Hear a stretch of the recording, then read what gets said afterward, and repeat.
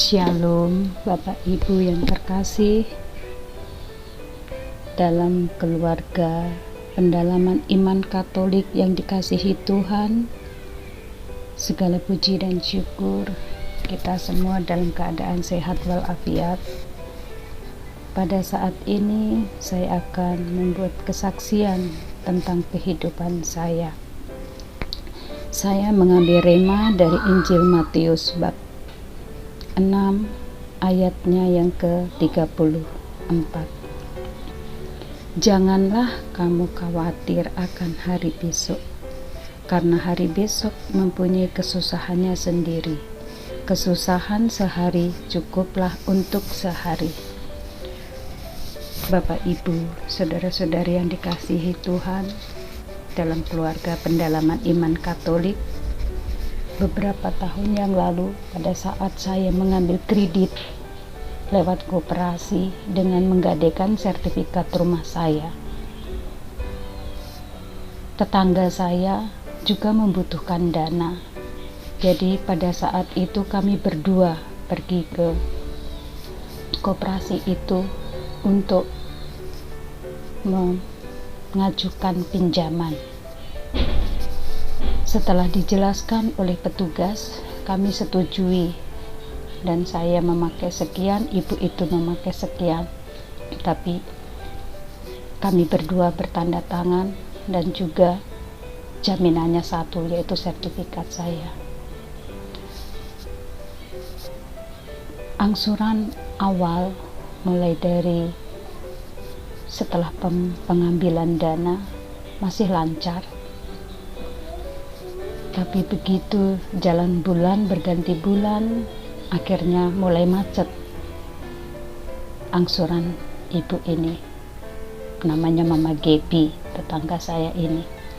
Akhirnya Mama Gebi angsurannya macet karena kami sudah sepakat dan bertanda tangan di situ. Kalau satu tidak membayar, satu harus menanggungnya. Karena di situ saya yang bertanggung jawab. Mau tidak mau saya harus mengangsur pinjaman yang sudah diambil oleh Mama Gebi tadi. Singkat cerita, sampai pinjaman itu lunas di koperasi, akhirnya saya yang mengangsur. Sampai saya mengambil surat jaminan, yaitu sertifikat rumah saya. Dalam hati, dalam kehidupan saya sendiri sudah susah, tetapi ditambah beban lagi dengan kehidupan, dengan membantu orang lain. Akhirnya saya juga jadi beban untuk saya sendiri. Tapi saya tidak menceritakan itu untuk anak-anak saya, karena itu tanggung jawab saya. Saya tidak mau kesusahan yang saya alami, anak-anak saya mengalami atau mengerti apa yang saya pikirkan, yang saya rasakan. Cukup mereka harus tugas bersekolah untuk mencapai cita-citanya. Jalan waktu berganti waktu, akhirnya Mama Gebi ini ternyata rumahnya yang ditempati itu ada rumah saudaranya. Dia pindah rumah dan tidak tahu kemana dia harus kos rumah. Akhirnya pada saat saya tanpa sengaja ketemu anaknya di pasar, terus saya tanya, sekarang Mama tinggal di mana, bagaimana Mama keadaan, dan itu akhirnya anak ini kasih alamat lengkap mamanya dan saya pergi ke sana. Tapi yang sungguh memprihatinkan dan saya terenyuh, walaupun dalam hati saya sudah emosi, saya sudah marah-marah dengan kemarahan saya. Ya pasti Bapak Ibu membayangkan bagaimana ya dalam situasi seperti itu, kita lagi susah ditambah beban lagi. Dan saya memang sudah emosi sekali pada saat itu. Begitu saya sampai depan rumahnya, betapa hati saya terenyuh melihat kondisi rumahnya, keadaannya. Ya, memang saya sampaikan, Mama Gebi, memang tujuan saya ke sini ya sebenarnya saya mau nagih janji, nagih utang, karena yang di koperasi sudah saya lunasi. dan kesepakatan kan Mama Gaby tahu kita kalau tidak kan sertifikat saya yang disita oleh koperasi, makanya saya harus melunasinya. Dan sekarang sudah lunas, ya berusaha saya untuk melunasinya. Tapi dengan melihat kondisi Mama Gaby seperti ini, saya sungguh prihatin. Yang tadinya memang saya tujuan untuk marah-marah, tapi ya puji Tuhan, Roh Kudus menggerakkan saya untuk saya mengasihi sesama saya, apalagi kita dua sekarang sama-sama janda. Ya, pada saat itu waktu ngambil di koperasi itu sebenarnya ibu ini belum janda, masih ada suaminya, tapi karena suaminya meninggal dan rumah yang ditempati itu rumah dari keluarga suaminya, makanya dia diusir dari rumah saudara suaminya itu, yang dia harus kos rumah. Makanya saya sangat sedih, walaupun kita sama-sama janda, tapi ya saya bersyukur sekali karena saya juga sudah tidak nyewa rumah. Anak-anak saya dengar-dengaran, kasihan ibu ini, dia harus sewa rumah, anaknya bandel, selalu minta uang terus sama mamanya, padahal mamanya ini seorang penjahit, sebenarnya penjahit jahitannya juga pelanggannya banyak, tapi karena dia juga tidak bisa menghero ya mendidik anaknya dengan baik, karena anaknya selama ini sudah selalu